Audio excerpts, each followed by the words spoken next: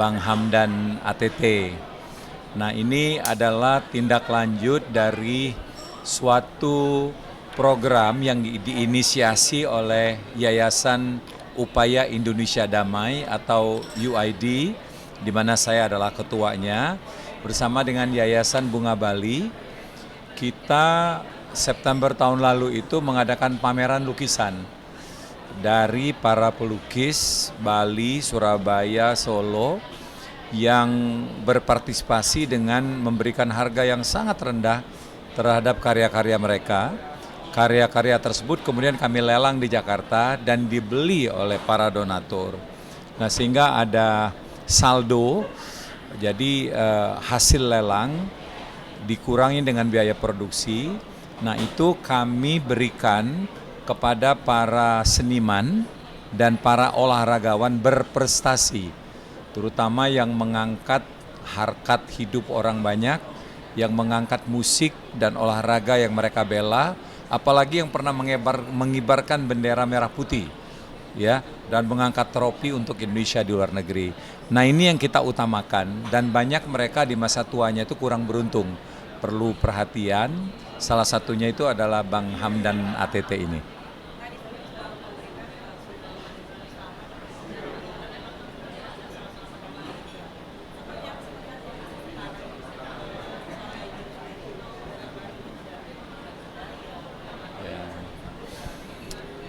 Ya, begitulah masa tua dari para pelaku seni kita ya. Ada yang beruntung, artinya sejak muda mempunyai investasi, mempunyai anak-anak, yaitu yang memperhatikan mereka di masa tua, terutama ketika mereka tidak lagi produktif.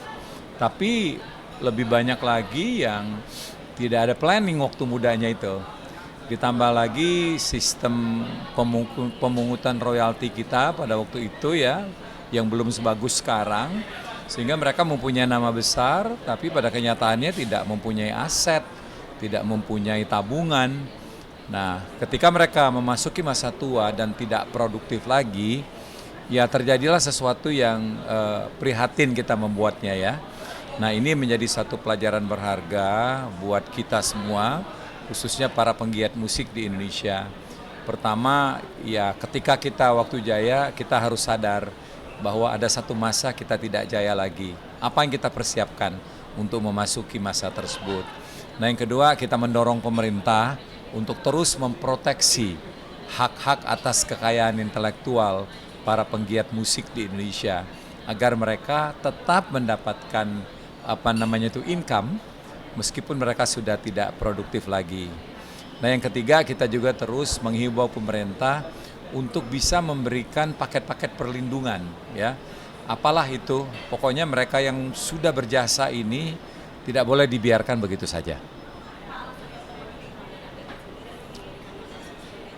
Itu adalah rekomendasi dari teman-teman dangdut yang dikomandani oleh Ika Nurjana. Jadi Ike sendiri melakukan rapat internal di antara mereka terkait siapa yang pantas ya dianggap sebagai para penerima manfaat. Keluarlah nama Bang Hamdan ATT ini.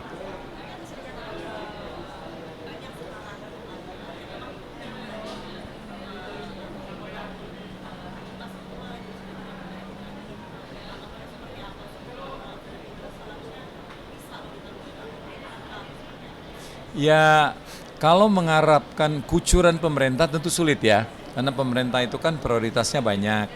Yang kita perlukan dari pemerintah itu berupa regulasi, undang-undang bersama DPR yang memberikan proteksi atau berpihak kepada para pelaku industri seni di Indonesia ya. Para pencipta lagu, para penyanyi, para pemusik, itu harus mendapatkan jaminan di masa tuanya ya. Nah, melihat kondisi seperti ini, saya rasa pemerintah bersama-sama dengan DPR itu harus duduk bersama lagi dalam rangka mencari solusi. Sudah ada undang-undangnya, tapi banyak dispute yang terjadi sekarang ini, sehingga tidak selancar yang kita bayangkan. Memang kondisi sekarang jauh lebih bagus dibandingkan 10 tahun sebelumnya. Tapi kita berharap bahwa situasi ini akan menjadi lebih baik lagi, khususnya di pemerintahan baru berikut ini.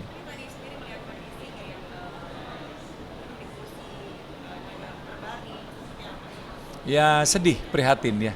Pasti yang bersangkutan itu tanda kutip akan marah dengan situasi yang ada di dirinya. Ya, orang stroke itu kan pikirannya kan masih bagus, ingin menyampaikan banyak hal, tapi tersumbat ketika sampai ke pengucapan. Nah itu tidak mudah gitu menerima kondisi seperti itu. Maka mereka suka diam dan menangis. Ya karena marah sebenarnya. Nah ini kan kita harus memberikan penyemangatan. Harus terus keluarganya mengajak dia dialog ya. Dianggap sebagai orang biasa, jangan ditreat sebagai orang sakit. Ya, anggap saja sebagai orang biasa, maka semangat itu akan timbul.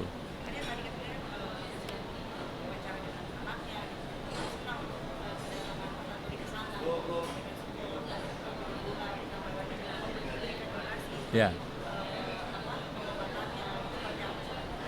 Ya, kita senang bisa melakukan itu ya. Jadi mudah-mudahan ini bisa menjadi sesuatu yang memberikan penyemangatan lah kepada beliau ya. Jadi biaya-biaya rumah sakit selama ini biaya pengobatan ya tentu tidak seluruhnya. Tapi apa yang kita sumbangkan itu kita harapkan bisa meringankan beban baik pengobatan sebelumnya maupun pengobatan ke depan. War tiket Sheila on Seven itu sama seperti war seperti yang di luar Oke. negeri. Tanggapannya seperti apa? Ya. Ya. Kalau Pak melihat kondisi Sheila on Seven yang dia juga band Indonesia Legend, tapi war tiketnya itu sudah gila-gilaan seperti konser luar negeri. Tanggapannya seperti apa? Ya ini sesuatu yang mengembirakan dong, bangga sekali bahwa yang namanya tiket war itu tidak hanya terjadi di artis-artis luar negeri, tapi di artis kita pun itu terjadi. Itu menunjukkan apresiasi yang tinggi masyarakat. Pertama karena mereka kangen sama Sheila on Seven, karena kedua karya-karya mereka memang melekat di hati masyarakat. Sehingga masyarakat berani untuk nguber tiket bahkan berkompetisi untuk mencari tiket itu.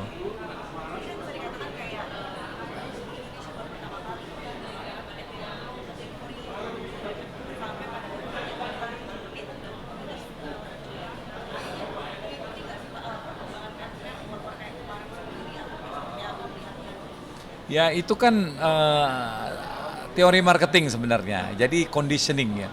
Jadi kondisi yang bisa diciptakan bagaimana ada hype, ada fever, ada demam yang begitu tinggi sebelum tiket itu diumumkan.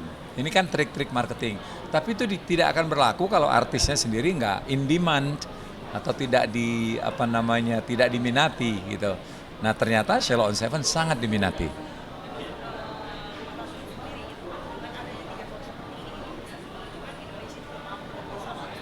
Ya bisa semua kita sebenarnya, asal didukung dengan manajemen yang baik, ya, pemasaran yang baik, terus ada pemerintah di belakangnya memberikan berbagai fasilitas yang diperlukan, ya, misalnya itu keringanan di bidang pajak, perizinan, gitu ya, itu hal-hal yang sangat menguntungkan industri pertunjukan.